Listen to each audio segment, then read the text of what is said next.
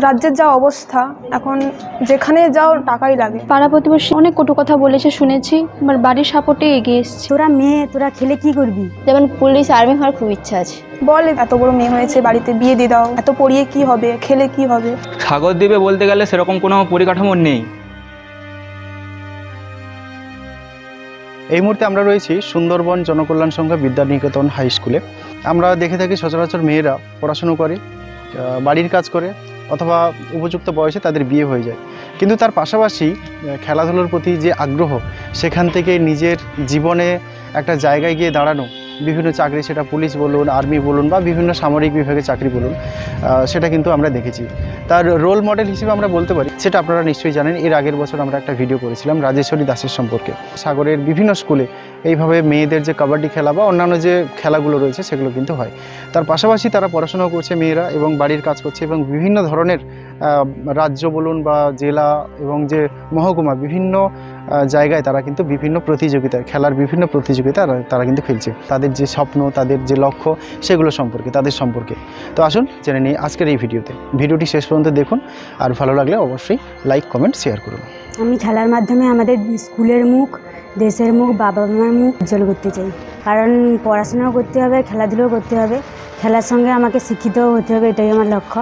অনেকেই অনেক কটু কথা বলেছে, যেতেই পারতাম না, মানে ভোরের বেলা ওয়ার্ম আপেই বেরোতে পারতাম না। বলতো এই কি হবে, তোরা খেলে কি করবি, তোদের তো বাড়ি থেকে বেরোতেই দেবে না বিয়ের পর। বাবা মা খুব সাপোর্টিভ, তাই আমরা এই এতটা এগিয়ে। স্কুল আমাদের অনেকটাই সাহায্য করেছে, স্যাররা আমাদের সাহায্য করেছে, আমাদের ড্রেসের কাছ থেকে যাওয়া আসার খরচা সব কিছু। আমরা যখন স্টেট খেলতে যাই তখন আমাদের তো আর্থিক অবস্থা তেমন ভালো না বাবা মার, স্কুল অনেক সাপোর্ট করেছে। বাবা সামান্য কাজ টাজ করে বড়োজ বাড়িতে, দিনমজুর করে 3 ভাই বোনকে পড়াশোনা করেছে। এরপর আমি খেলা নিয়ে এগোতে চাই, আর ফিজিক্যাল এডুকেশন নিয়েই পড়তে চাই। আমার নাম সুষমা দোলই। যখন খেলতে বেরোই তখন একটু সিয়ে করে এখন খেলতে যাচ্ছে, এই ছোটো ছোটো ড্রেস পরে যাচ্ছে। খেলাধুলো নিয়ে কিছু একটা করা, যেমন পুলিশ আর্মি হওয়ার খুব ইচ্ছা আছে। হ্যাঁ, এখন যেমন খেলা কিছু স্যাররা ফোন করলে সব সময় বলে যা এখন খেলতে যা।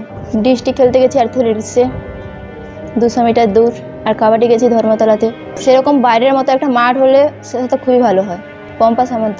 আমার স্বপ্ন তো পুলিশ হওয়া, খুব স্বপ্ন, যাতে খেলাধুলার মাধ্যমে আমি এগোতে পারি পুলিশ হয়ে, কিন্তু সেটা হয়তো হবে না। কেন? কারণ আমাদের রাজ্যের যে অবস্থা, সেটার দিক থেকে ভেবে দেখলে মানে এগোনো খুব সমস্যার ব্যাপার আছে। কোন সমস্যার কথা তুমি বলতে চাইছো?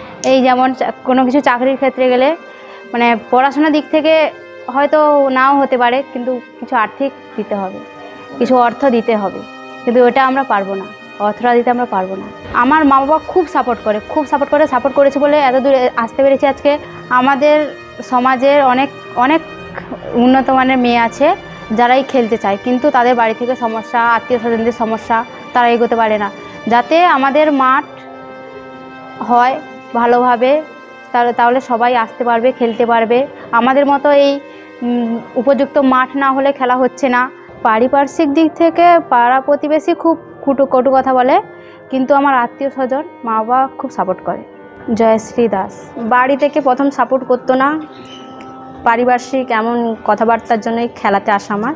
মেয়েরা শুধু বাড়িতে থাকলে হবে না, সবাই তো বাড়িতে থাকে, কেউ তো কিছু করতে পারে না।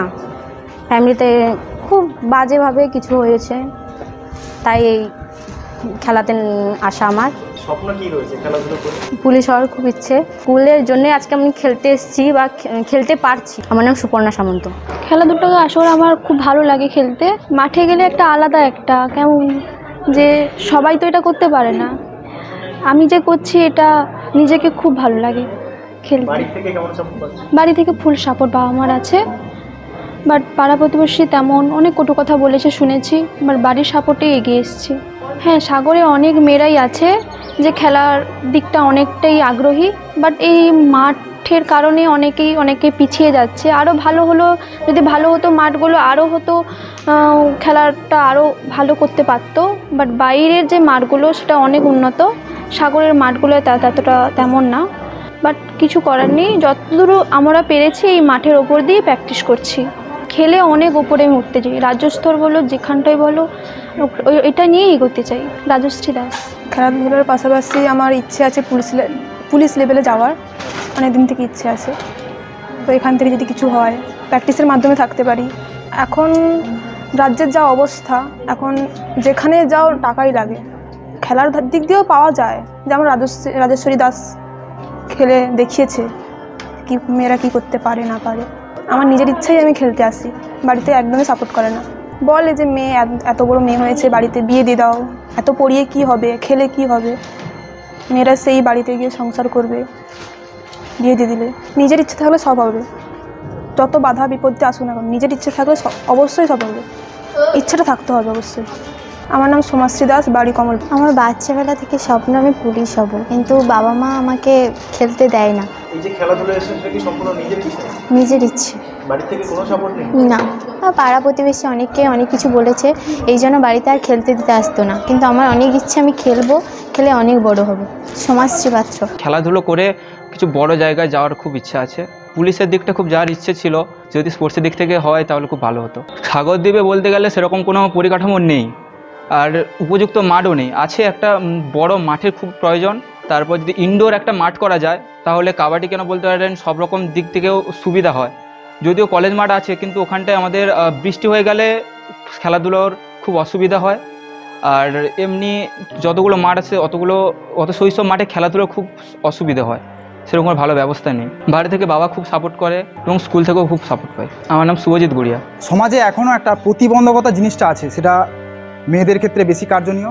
খেলাধুলাই হচ্ছে এমন একটা মাধ্যম যেখান থেকে একজন ছাত্র বা ছাত্রী তার শারীরিক, মানসিক এবং সামাজিক দিকে বিকাশ ঘটিয়ে তাকে কিন্তু সমাজে সুনাগরিক হিসাবে কিন্তু তাকে প্রতিষ্ঠিত করা যায়। খেলাধুলার মাধ্যম হচ্ছে এমন একটা জায়গা যেখানে জাতি, ধর্ম, বর্ণ নির্বিশেষে সকলেই একত্রিত হয়ে আমরা নতুন সমাজ গড়ার কারিগর হিসাবে আমরা এখান থেকে বেছে নিতে পারি।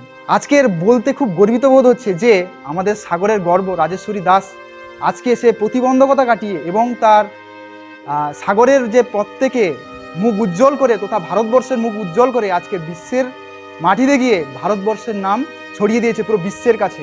আমার নাম সৌমেন মণ্ডল। স্বামীজির সেই কথা যে we want such education by which man can stand on his own feet, অর্থাৎ আমরা চাই সেই শিক্ষা যার দ্বারা মানুষ নিজের পায়ে দাঁড়াতে পারে।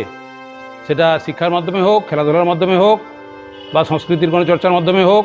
ইতিমধ্যে আমাদের বেশ কিছু ছাত্রছাত্রী কাবাডি, অ্যাথলেটিক্সের অন্যান্য ক্ষেত্রে রাজ্য স্তরেও অংশগ্রহণ করেছে। আমি আশাবাদী তারা এসব ক্ষেত্রেও স্বাভাবিক শিক্ষা অর্জনের মাধ্যমে যে জীবিকা নির্বাহের যে প্রচেষ্টা, তার থেকেও তারা অনেক দূর বেশি অগ্রসর হবে।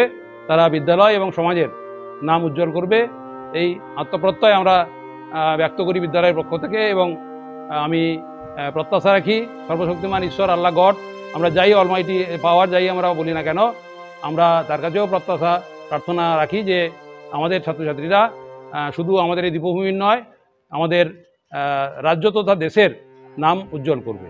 আমি অশোক কুমার মণ্ডল, ভারপ্রাপ্ত শিক্ষক, সুন্দরবন জনকল্যাণ সংঘ, বিদ্যানিকেতন। আপনারা পুরো ভিডিওটা দেখলেন এবং সেখান থেকে আমরা যে বার্তাটা দেওয়ার চেষ্টা করলাম সেটি আজকে সুন্দরবন জনকল্যাণ সংঘ বিদ্যানিকেতনের ছাত্রছাত্রীরা, বিশেষ করে ছাত্রীরা যেভাবে তাদের বিভিন্ন ধরনের যে প্রতিবন্ধকতা সেগুলোকে কাটিয়ে আজকের খেলাধুলোকে তাদের নিজের জীবনের একটা কোনো কিছু মানে একটা লক্ষ্যে পৌঁছানোর যে প্রয়াস, প্রচেষ্টা, সেটা কিন্তু তারা সেই কাজে ব্রতী হয়েছে। আজকে সম্পূর্ণ ভিডিওটা আপনারা দেখলেন। ভিডিওটি কেমন লাগলো অবশ্যই কমেন্ট করে জানান, আর অবশ্যই ভালো লাগলে শেয়ার করুন আপনার পরিচিতদের মধ্যে। আজকের এই যে যুবকরা, আজকে এই যে তরুণীরা এগিয়ে এসেছে, বিশেষ করে সুন্দরবন জনকল্যাণ সংঘ বিদ্যানিকেতনের মতন এরকম অনেক প্রতিষ্ঠান যারা নিজেদের ছাত্রছাত্রীদের আজকের এই জায়গায় নিয়ে এসেছে, খেলাধুলোটাকে একটা প্রাণবন্ত জায়গায় পৌঁছে দিয়েছে, তাদের জন্য অবশ্যই আমার পক্ষ থেকে, সাগর কথা ফেসবুক পেজের পক্ষ থেকে আন্তরিক প্রীতি, শুভেচ্ছা, অভিনন্দন জানাই, কৃতজ্ঞতা জ্ঞাপন করি। এরকম প্রতিভার যদি কোনো খবর থাকে আপনাদের কাছে অবশ্যই আমাদের কমেন্ট করে জানান, আমরা অবশ্যই আপনাদের ওখানে যাব ভিডিও বার্তা নিয়ে ভিডিও করতে। তো ততক্ষণ অবধি ভালো থাকবেন, আবারও ফিরে আসবো অন্য কোনো একটি ভিডিও নিয়ে আপনাদের সামনে। নমস্কার। এইরকম ভিডিও পেতে আমাদের সঙ্গে থাকুন। ভিডিওটি ভালো লাগলে শেয়ার করুন, সাবস্ক্রাইব করুন আমাদের ইউটিউব চ্যানেলটিকে, ফলো করুন আমাদের ফেসবুক পেজ সাগর কথাকে। ধন্যবাদ।